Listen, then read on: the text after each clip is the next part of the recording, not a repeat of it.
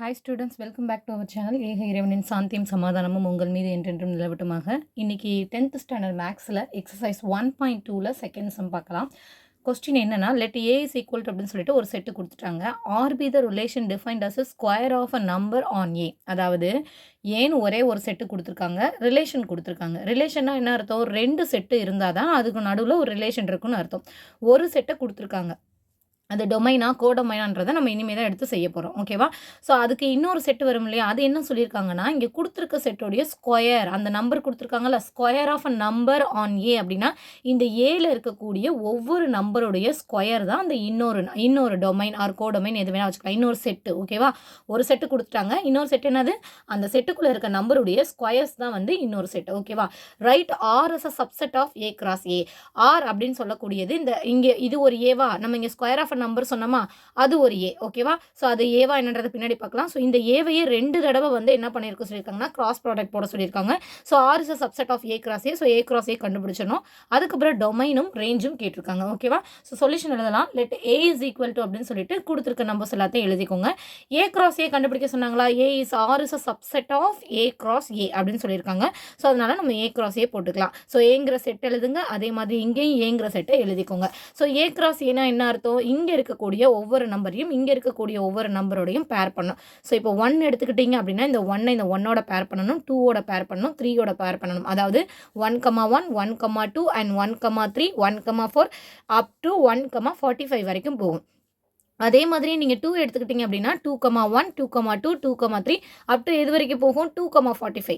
அப்படியே போயிட்டே இருக்குது அப்படின்னா 4, 5 இந்த மாதிரி போயிட்டே இருக்கும். கடைசியில் 44 வரும். இதுக்கு முன்னாடி 44,1, 44,2, 44,3 அப் டு 44,45. அடுத்து 45,1, 45,2 அப் டு எது வரைக்கும் போகும்? 45,45 வரைக்கும் போகும். நம்மளால் அவ்வளவையும் எழுத முடியாது.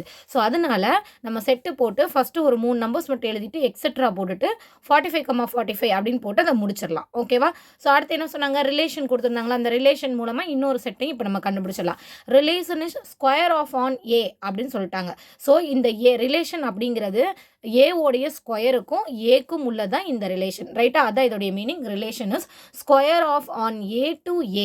அதாவது ஸ்கொயர் நம்பர்ஸ் இருக்குல்ல, அதுலேருந்து அந்த ஏக்கு போகிறது. அப்போ இதுலேருந்து என்ன தெரியுது அப்படின்னா, நீங்கள் ஸ்கொயர் பண்ணுறீங்கல்ல ஏவை, அதுதான் வந்து ஃபஸ்ட்டு நம்பராகவும் ஃபஸ்ட்டு டொமைனாகவும், நார்மலாக அவங்க கொடுத்தாங்களா 1 to 45, அதுதான் கோடொமைனாகவும் இருக்க போகுது. ஓகேவா? ஸோ ஃபஸ்ட்டு ஸ்கொயர் கண்டுபிடிச்சிக்கலாம். இந்த ஸ்கொயர் ஆஃப் 1, அதாவது ஏல இருக்கக்கூடிய ஒவ்வொரு நம்பர்ஸ்க்கும் நம்ம என்ன கண்டுபிடிக்கணும்? ஸ்கொயர் கண்டுபிடிக்கணும். இந்த ஸ்கொயர் ஆஃப் 1 இஸ் என்ன வரும்? Square of 1. இந்த 1 ஏல தான் இருக்கா? இருக்குது. ஏன்னா ஏலேருந்து எடுத்து தான் அந்த நம்பர் நான் ஸ்கொயர் பண்ணியிருக்கேன். ஸோ 1 பிலாங்ஸ் டு ஏ.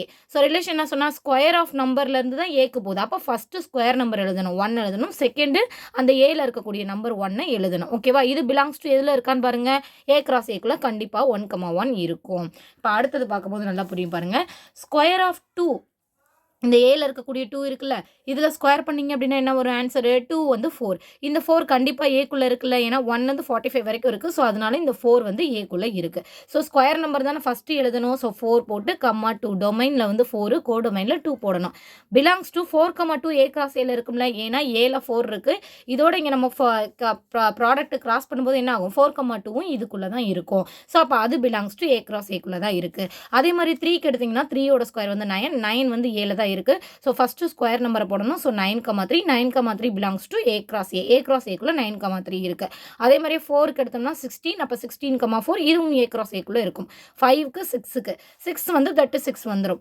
ஆனால் 7 எடுத்தீங்க அப்படின்னா 49 வருது. இந்த 49 அப்படிங்கிறது நமக்கு ஏக்குள்ளே இருக்கா? இல்லை. ஏன்னா 45 வரைக்கும் தான் நமக்கு ஏவே கொடுத்துருக்காங்க. அப்போ இந்த 49 அப்படிங்கிறது டஸ் நாட் பிலாங்ஸ் டு ஏ. ஏக்குள்ளே இல்லாத நம்பரை நம்ம என்ன பண்ண முடியாது? எடுக்க முடியாது. ஏன்னா ஸ்கொயர் நம்பரு ஏக்குள்ளே தான் இருக்கணும். ஸோ அந்த நம்பர் நமக்கு அதுக்குள்ளே இல்லாததுனால அதுக்கு அடுத்து இருக்க ப்ராடக்ட் நம்ம செய்ய வேணாம். ஸோ இதோட ரிலேஷனை ஸ்டாப் பண்ணிக்கணும். ஸோ ரிலேஷன் என்ன வரும்? இங்கே நம்ம கண்டுபிடிச்ச எல்லாமே ரிலேஷன் தான். 1,1, 4,2, 9,3, 16,4, 25,25, 36,36 இது ஃபுல்லாமே ரிலேஷன். ஓகேவா? ஆர் கண்டுபிடிச்சாச்சு. அடுத்து டொமைன் கேட்டாங்கன்னா, டொமைன்னா என்ன? ரிலேஷனில் ஒவ்வொரு பேர்லையும் ஃபஸ்ட்டு இருக்க நம்பர் டொமைனில் இருக்கக்கூடியது. ஓகேவா? ஸோ அப்போ ஃபஸ்ட்டு நம்பர் எல்லாத்தையும் எழுதுங்க. 1, 4, 9, 16, 25, 36 இது எல்லாமே என்னது? டொமைனில் இருக்கக்கூடியது.